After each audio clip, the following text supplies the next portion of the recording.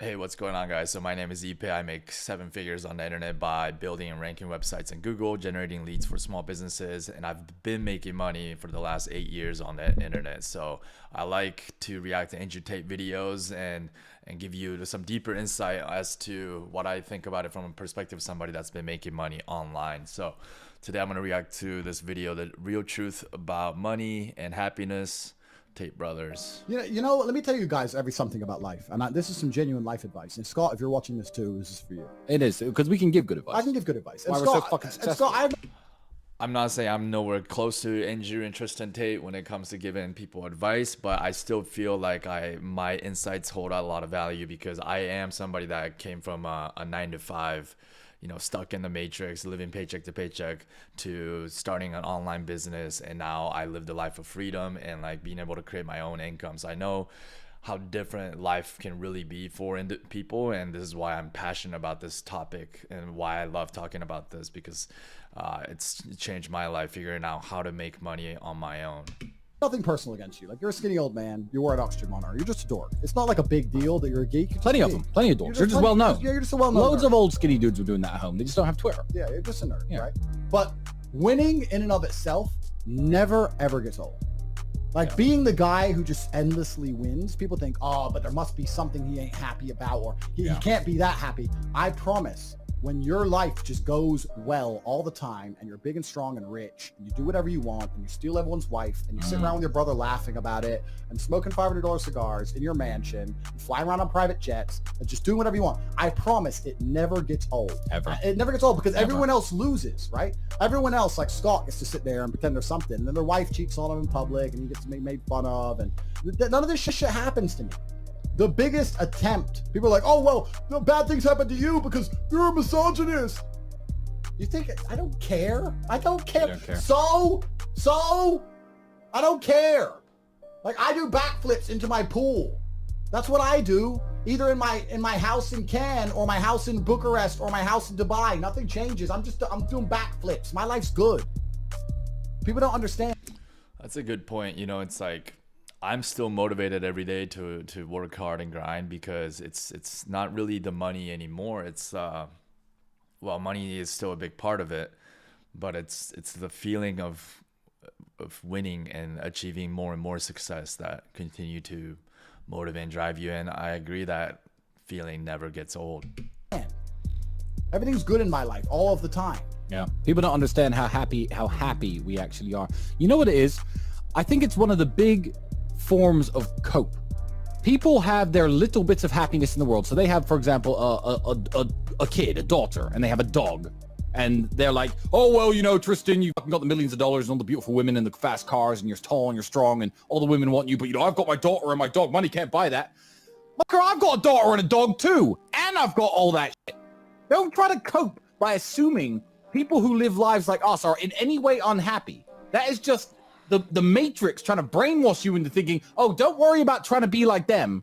Just go to work, buy your dog, and be broke, and you'll be happier because money can't buy the love a dog with. Like, people make up the worst excuses. The biggest psyop, and this is going to be a good ending point, the biggest psyop that the wealthy elites and the people who win at life ever committed was to convince you that money doesn't buy happiness. If money doesn't buy happiness, why do rich people never give their money away? They all want their money. They all want their money. What's that Biggie song? The more money we come across, the more problems. He kept all it. How I like to say this is, it's not, the better way, in my opinion, to say this is it's how you make the money in this life dramatically impacts your happiness or your quality of life. So if you're somebody that only knows how to make money by trading your time for dollars, you're never going to be fully happy or free, because you only have a certain amount of time in a day. If you're not at the office, you're not making money. If you're on vacation, you're not making money. So your freedom is severely compromised if your only ability to make money is to trade your time for dollars. Now, if you figure out how to create leverage and create leveraged income or passive income, where you have other people making money for you, other people that work for you make money for you, or you own assets that make money for you, then your quality of life dramatically improves, and then your happiness as a result dramatically improves. So it's how you make the money matters so much. Money. Exactly. He loved money. He didn't give it does. away. Money is like water, right? It won't make you happy in and of itself, but if you go without it for very long, you're going to start really wanting it. You're still going to really... It'll make your base level of happiness at a higher level. So you will naturally be happier in general. But, you know, life is not always like there, different things can happen. You could lose your friend. Like these things will continue to happen, and that can put you in a depressed or sad state.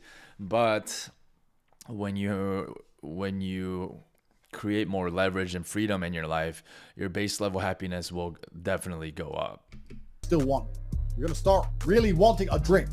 So the point is that if you go without money, it's all you think about. Now, when you have money in and of itself, if you have money but you're still fat like Ethan, yeah, you're going to be unhappy. But money's an important part of life. And don't let people... Somebody that maybe hates their job, maybe they are a doctor or a lawyer and they're stressed out every day and they hate the people where they work with and they don't feel any sense of purpose, but they make good money, but they're still miserable. That's another example of money doesn't buy happiness, because that person still is working or forced to be in a environment in which they don't want to be in for the sake of good salary, right? But that person, again, still doesn't have any leverage. In fact, these individuals are still employed or like quote unquote well-paid slaves of hospitals or law firms, right? And so they still don't have leverage. Again, it all comes down to creating leveraged income if you want to achieve true happiness and freedom.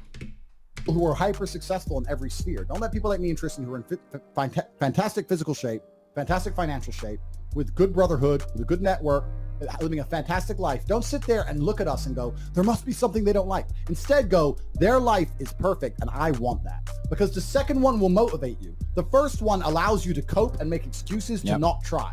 You have to try harder or you're never going to win. And the truth is, we talk in an abrasive way sometimes, and we put our message across in a very strange way. But I really like the messages, and people say, Tristan, you have inspired me.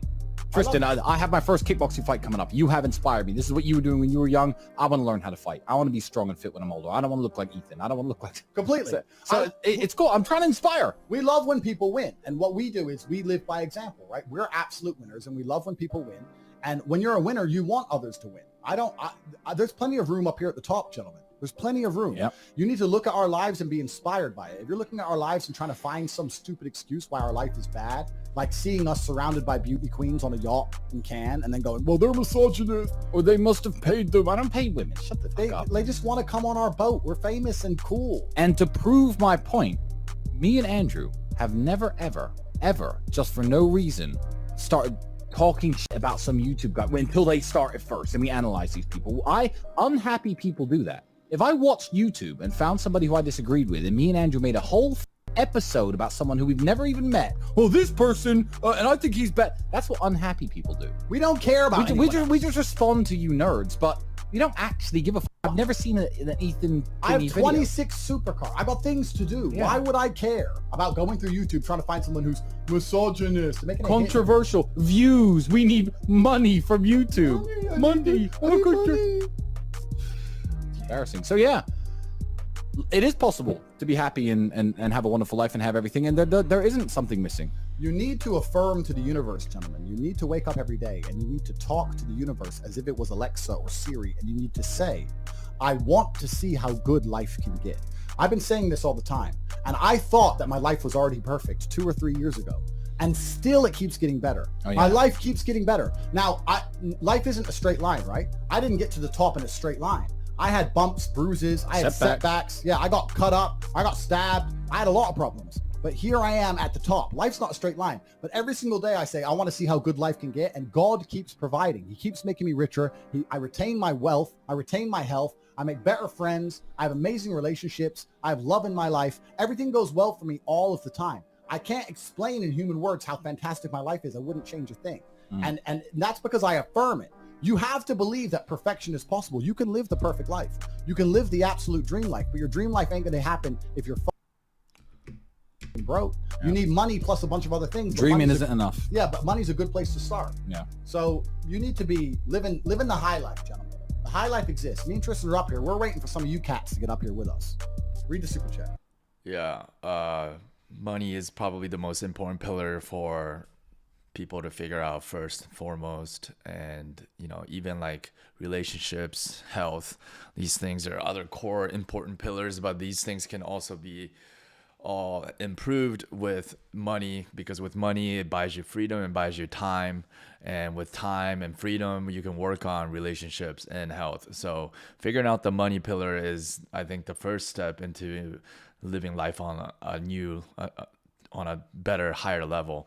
Yeah, you know, Andrew and Tristan Tate are very, very funny guys, charismatic, very motivational.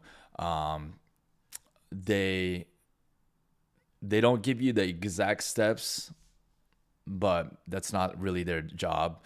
Their job is to motivate and inspire you. But I would say even they themselves figured out that they weren't gonna become super wealthy being a kickboxer, right? Because as a kickboxer, you have limits to how much you can fight in a year, and that limits your income. So even they themselves had to figure out how they can create leveraged income, or create more leverage.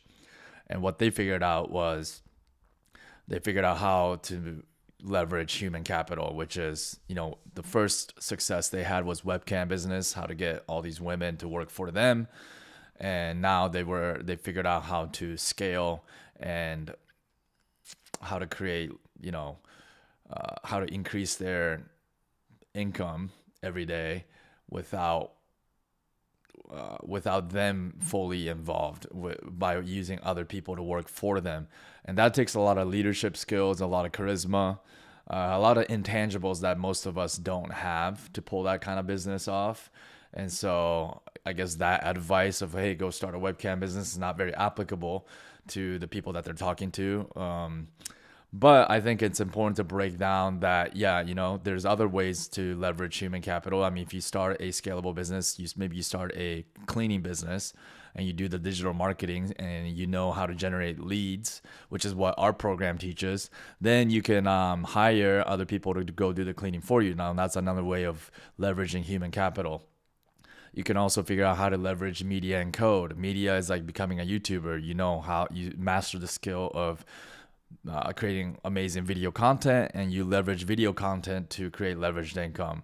I master the leverage of code and written content. So I have a blog that makes me money. I have local lead generation sites that make me a bunch of money. So, you know, there's different ways to create leveraged income. I would study as much of those different ways as you can and pick the best one that is suited for you. I recommend for most people, local lead generation is one of the best online business models out there that creates leveraged income. And so if you're interested in that, I left some links in the description. Go check it out. See you on the next one.